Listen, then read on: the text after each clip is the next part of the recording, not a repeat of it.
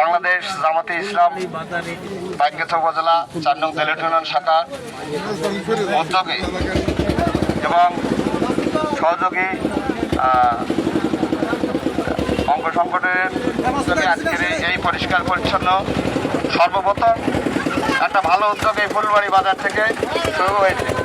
তো আমি সকল দোকানদার ভাইদের প্রতি সবিনয় বিনীত অনুরোধ রাখবো যে এই পর্যন্ত আমাদের অন্যান্য বাজার থেকে তুলনায় আমাদের ফুলবাড়ি বাজারে সমস্ত দ্রব্যর মাল 1 টাকার মাল 1.5 টাকায় বিক্রি হয়।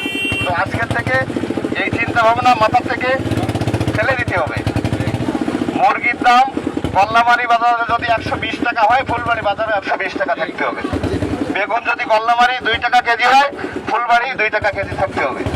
এটা আমরা সর্বক্ষণই সকলের সহযোগিতা নিয়ে আমরা এটা দেখাশোনা করব। আপনারা সবাই সুস্থ থাকুন, ভালো থাকুন, এই কামনা করে আমি শেষ করলাম।